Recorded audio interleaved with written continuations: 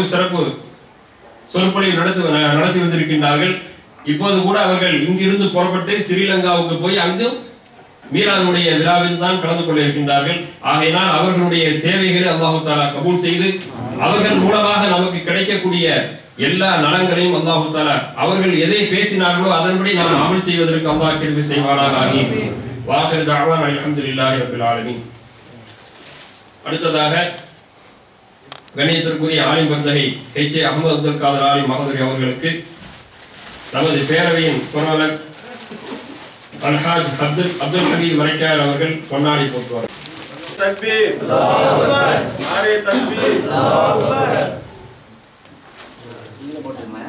இல்ல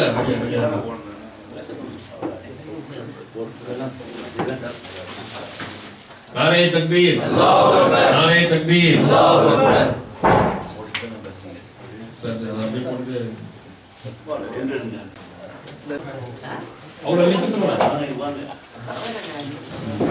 warahmatullahi wabarakatuh. Alhamdulillah khalaqal insan wa 'allamahul bayan. Wassalatu wassalamu ala rasulillah wa ala alihi hizbillah wa ashabihi jundillah wa ba'd. وقد قال الله تعالى في القرآن العظيم والفرقان المجيد أعوذ بالله من الشيطان الرجيم بسم الله الرحمن الرحيم إن الدين عند الله الإسلام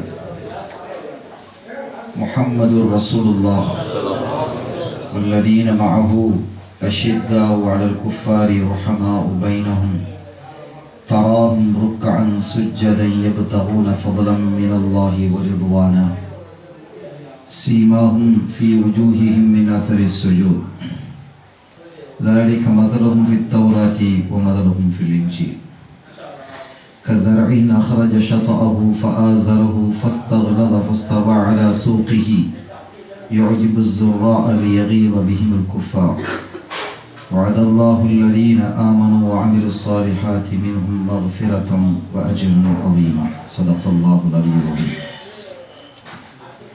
சங்கைக்குரிய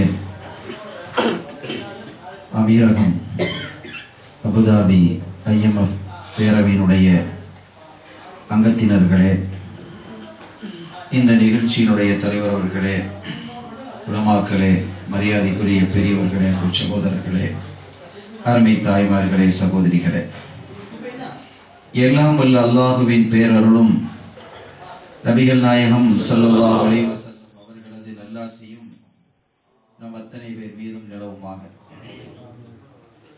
அல்லாஹும் அவரது ரசூலும் எந்தெந்த கர்மங்களை எடுத்து நடக்க வேண்டும் என்று நமக்கு கட்டளையிட்டுள்ளார்களோ அவை அனைத்தையும் எடுத்து நடக்கவும், எவைகளை தவிர்த்து நடக்க வேண்டும் என்று உத்தரவு பிறப்பித்துள்ளார்களோ அவை அனைத்தையும் தவிர்த்து நடக்கவும் ஆரம்பமாக எனக்கும் உங்களுக்கும் நான் வசியத்து செய்து கொள்கிறேன். அல்லாஹ் தௌஃபீக் செய்வானாக.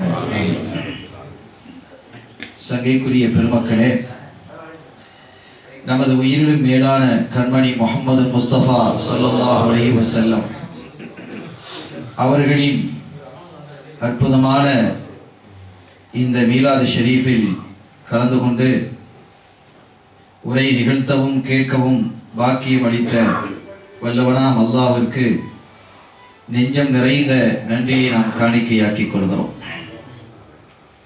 கண்மணி முஹம்மது முஸ்தபா ஸல்லல்லாஹு அலைஹி வஸல்லம் அவர்களை பற்றி பேசுவது என்பதும் அவர்களினுடைய வரலாறு குறித்த செய்திகளை சொல்வது என்பதும் அவர்கள் தொடர்பான எந்த ஒன்றையும் கதைப்பதும் ஒரு இபாதத் என்பதை நாம் முதலில் வழங்கிக் கொள்ள வேண்டும்.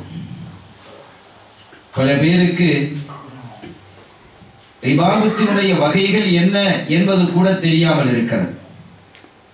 கண்மணி ஸல்லல்லாஹு அலைஹி வஸல்லம் அவர்கள் சொல்வார்கள், இமாதத்துல் அதா, தெருவிலே நீங்கள் நடந்து செல்லும் பொழுது அங்கே மக்களுக்கு துன்பம் தரக்கூடிய பொருள்கள் ஏதாவது இருந்தால் அதை அகற்றி விடுவதும் ஒரு இபாதத் என்றார்கள். யாசகர்கள் உங்களிடத்திலே வந்து ஏதாவது தாருங்கள் என்று கேட்ட பொழுது கொடுப்பதற்கு எதுவும் இல்லாவிட்டாலும் கூட கலிமத்தின் தையிபா, நல்ல வார்த்தைகளை சொல்லி அனுப்புவதும் இபாதத்து என்றார்கள். அதற்கும் ஒரு படி மேலாக ஒரு முஸ்லிம் இன்னொரு முஸ்லிமை பார்த்து, சகோதரனை பார்த்து தபஸ்ஸும் ஸ்மைல், புன்னகை பூப்பதும் கூட இபாதத்து என்று சொல்லி தந்தார்கள் கண்மணி ஸல்லல்லாஹு அலைஹி வஸல்லம்.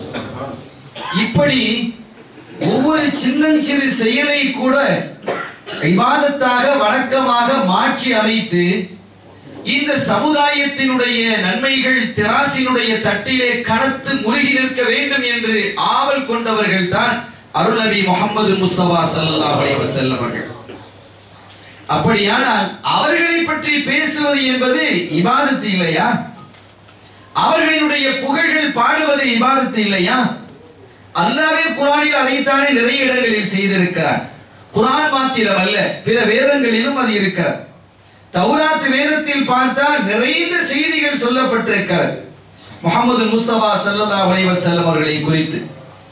அவர்களுடைய திருநாமங்களை அல்லாஹ் தஆலா வகை வகையாக தௌராத்திலே சொல்லி காட்டுகிறான். அவர்களுடைய பெயர்களை அழகுபடுத்தி பேசுகிறான். சம்சாம் என்கிறான், கம்காம் என்கிறான், ஹம்ஹாம் என்கிறான், மீத மீத என்கிறான், தாவ தாவ என்கிறான். இதெல்லாம் அந்த மொழியிலே நபிகள் ஸல்லல்லாஹு அலைஹி வஸல்லம் அவர்களை பாராட்டுவதற்காக அல்லாஹ் சூட்டிய பெயர்கள், தௌராத் வேதத்திலே இடம்பெற்றிருந்த பெயர்கள்.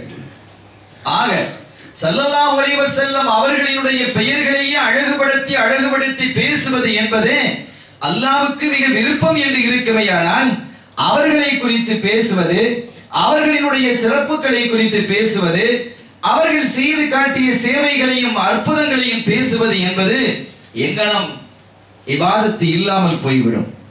எனவே அவர்களை பற்றி பேசிக்கொண்டே இருக்கும் நாவாக அல்லாஹ் என் நாவையும் உங்கள் நாவையும் நம்மை சார்ந்தவர்களுடைய நாவையும் ஆக்கி அருள் பாலிப்பானாக என்ற பிரார்த்தனையோடு மொத்தத்தில் நாம் ஒரு இபாதத்தில் இருக்கிறோம் என்று நாம் விளங்கிக் கொள்வோமாக. நாம இருக்கிறதே ஒரு இபாதத்தில் உட்கார்ந்துட்டு இருக்கோம். ஸல்லல்லாஹு அலைஹி வஸல்லம் அவர்களுடைய திருமுகத்தை பார்ப்பது எப்படி இபாதத்தோ அதுபோன்று அவர்களுடைய திருவதனத்தை பற்றி பேசுவதும் இபாதத்து தான். அவர்களுடைய கரம் தொடுவது எப்படி இபாதத்தோ அதுபோன்று அவர்களுடைய கையை தொட்டு கையை பற்றி பேசுவதும் இபாதத்து தான். எனவே அவர்களை குறித்து அவர்களுக்காக ஒரு மஜ்லிஸ் நடத்துவது என்பது ஒரு அற்புதமான இபாதத், அல்லாஹ்வுக்கு பிரியமான ஒரு மஜ்லிஸ் என்பதை நாம் விளங்கிக் கொள்வோமாக. இன்றைய தினம் இந்த விழாவிலே கண்மணி நாயகம் ஸல்லல்லாஹு அலைஹி வஸல்லம் அவர்களோடு மிகவும் நெருக்கமாக இருந்த அருமை தோழர்களாம் சஹாபிகளை குறித்த சில தகவல்களை நாம் சொல்ல இருக்கிறோம் இன்ஷா அல்லாஹ். அல்லாஹ் என்ன சொல்கிறான் என்று பாருங்கள். முஹம்மதுர் ரசூலுல்லாஹ், முஹம்மது ஸல்லல்லாஹு அலைஹி வஸல்லம் அவர்கள் அல்லாஹ்வின் திருத்தூதர் ஆவார்கள். இங்க சில அறிஞர்கள் ஒரு விஷயத்தை குறிப்பிடுறாங்க இந்த ஆயத்துக்கு. அல்லாஹ் தஆலா தன்னை இந்த சமூகத்திற்கு அறிமுகப்படுத்தக்கூடிய பொறுப்பை தான் எடுத்துக்கொள்ளவில்லை. சமூகத்திற்கு அறிமுகப்படுத்தக்கூடிய பொறுப்பை அல்லாஹ் தன்னை அறிமுகப்படுத்தும் பொறுப்பை தான் எடுத்துக்கொள்ளவில்லை.